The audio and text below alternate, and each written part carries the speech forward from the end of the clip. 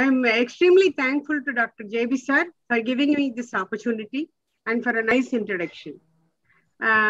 We have seen so many classes now, anterior uveitis, intermediate, pan-uveitis, and immunomodulators. And searching for the cause in uveitis is the most important one. I will show you three very interesting cases where we were searching for the cause. There was a middle-aged man, 56-year-old, and he was working in a primary health center.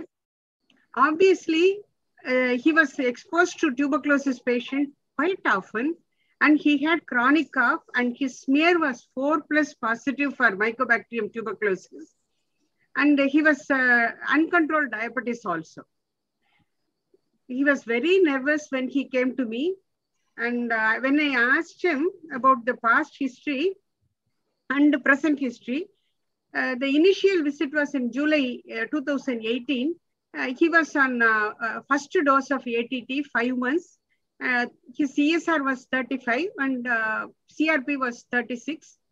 Provisional diagnosis, already he was receiving tuberculosis treatment. So we thought we are going to handle one another tubercular scleritis.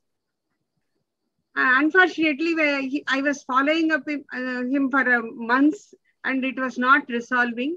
Then he came after 3 months. He told he's very, very unhappy and he has very bad time in his horoscope and he left his job also. I was asking why. And he listed all the past histories at that point of time. And he told in January 18th, he had a severe cough. At that time, he was receiving the first dose of ATT and left ear ache at the same time. So otitis media was diagnosed as a case a condition and they suspected bacterial infection and ear surgery was done and he lost his hearing capacity. After that, he completed his 9 months course of ATT, but still he was not getting all right from cough at all. So everybody was worried and they did a sputum examination at least 4 times. Sputum was negative. After 9 months of ATT, his sputum became negative. So people told you were not having tuberculosis, but you have cough. And he had fever and he has reduced sleep, myalgia, arthralgia, as well as cough. Then in June 18 itself, he also had right eye redness, pain, severe headache. For headache, he went to neurologist where he was suspected as a case of fungal sphenoidal sinusitis. So functional endoscopic sinus surgery was done and they aspirated the fluid, but unfortunately fungus was not growing. So they started some antibiotic and even the radiologist opinion was fungal sinusitis. Because of the radiologist workup only, they did the first surgery and they tried to prove fungus, it was not positive. So here is a case who had tuberculosis positive, smear positive, treated for 9 months, but he had a recurrence. In the recurrence, there was no bacteria, tubercular bacteria in the lungs. And the same man had headache, severe headache, suspected as a case of fungal sphenoidal sinusitis, and fungus was not grown. So TB bacilli was not grown in the second attack of cough.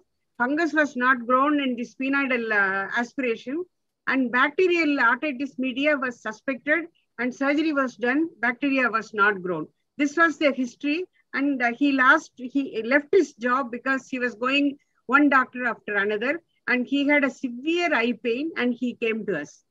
Now, the moment I show you the picture, you will know the diagnosis for all these problems.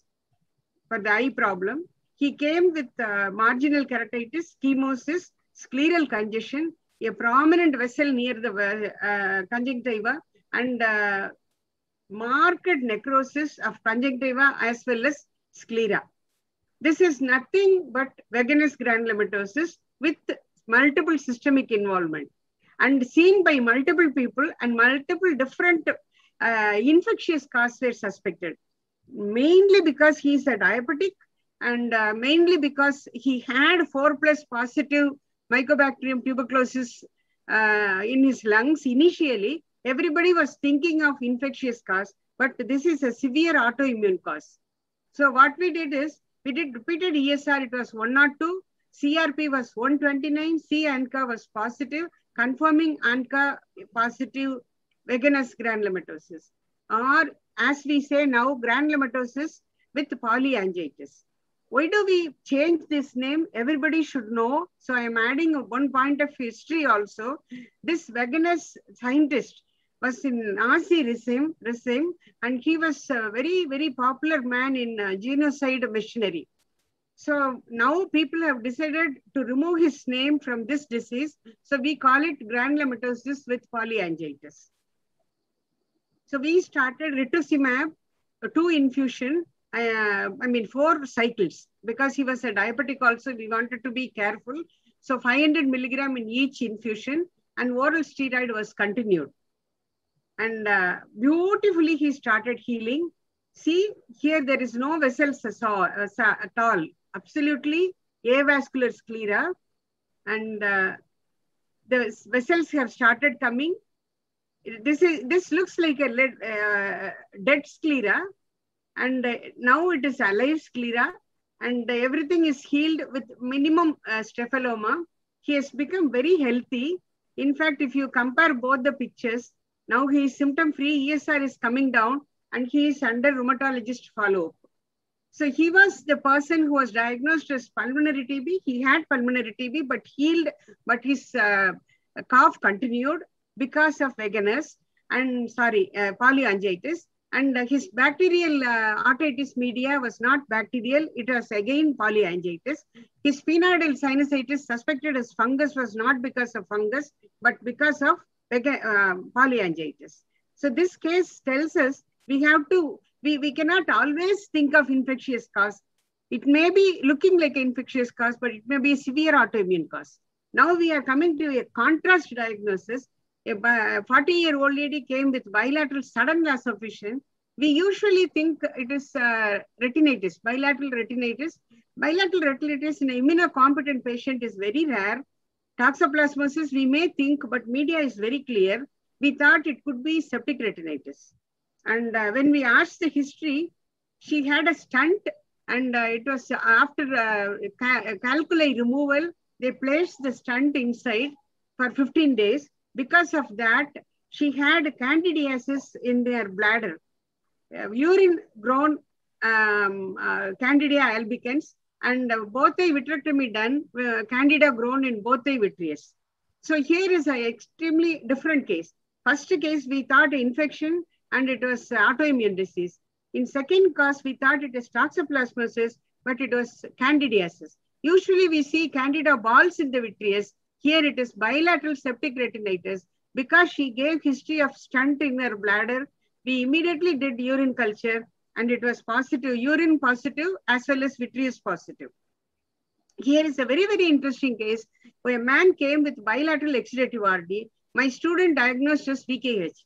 Exudative RD with the left eye cataract also. So we have one fundus picture, and ultrasound also done. Both the exudative RD was confirmed. And we thought we are going to handle a case of VKH.